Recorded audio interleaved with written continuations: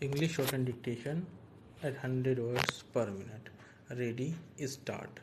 It gives me great pleasure to be here in your midst where businessmen, leaders and captains of industry and trade from the European Union sit together with the captains of industry of our country. I have always believed with Lord Keynes that in the final analysis, businessmen are the custodians of the possibility of survival of human civilization, and therefore, if business leaders think right, I think our societies and our polities can look to the future with hope and confidence.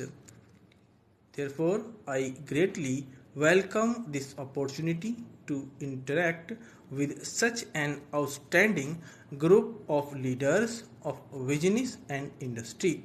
Prime Minister has already mentioned that we had a very fruitful meeting with him and the President and the members of the European Commission, and tomorrow we will have a bilateral meeting where we will discuss the further development of our relations with the United Kingdom.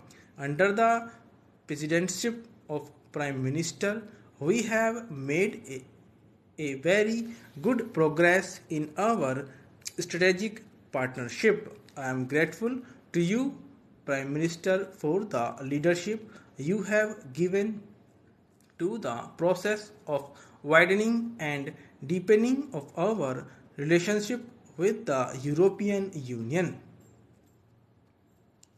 We live in a world of constant change, and the success belongs to those who are adept at mastering processes of change.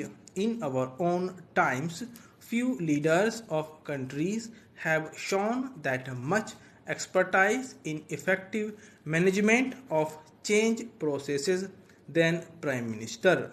Therefore, what he has told you this afternoon, I think I heartily agree.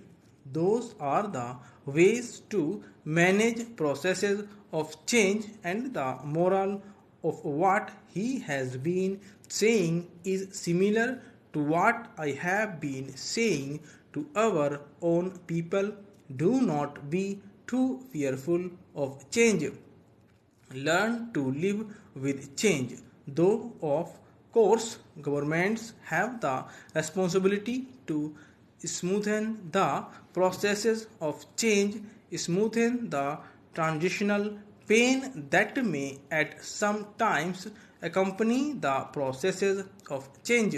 So, what Prime Minister has told you this evening, I heartily support. It's for me and for my colleagues a great delight that we have this opportunity to interact with leaders of European and Indian business. I sincerely believe that in the modern world, the relationship between governments too increasingly mediated through and influenced by the relationship between the civil society and the business community. It is on the foundation of people to people and business to business relations that we in government try to build state to state relations. India and the EU have deep and abiding ties comprising political, cultural, social, and economic relations. We are the largest democracies of the world. We cherish the freedoms that democracy offers.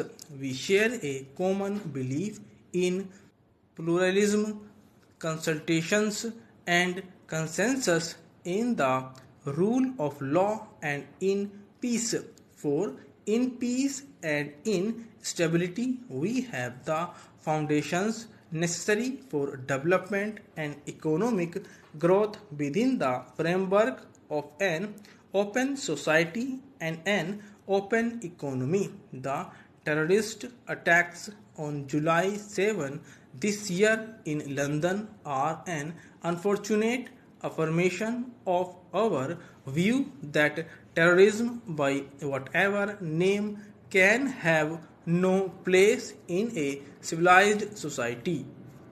I am emphasizing this in this business summit because one of the aims of terrorism is to cause economic instability all around. I hope that as India and EU join hands today to strengthen our economic ties, one aspect of those ties must be to ensure peace in our lands. We need each other's strong support in that endeavor. We meet here today at a time when the Indian economy is once again on an upward growth path. For 2 years in a row, we have had upwards of 7% growth in our national income. This year, we expect to repeat that performance. I am convinced that we will sustain this rate of growth, perhaps even improve upon it in the next few years. This has the potential of transforming our economy in many ways. It is now possible as never before for us to visualize an India without poverty, without disease, and without scourge of extreme deprivation. There is an air of optimism, and as a believer in the ideas of Lord Keynes, I am convinced that positive expectations have a way of yielding positive outcomes. The process of economic reforms initiated by us in the early 90s has yielded rich dividends in many ways.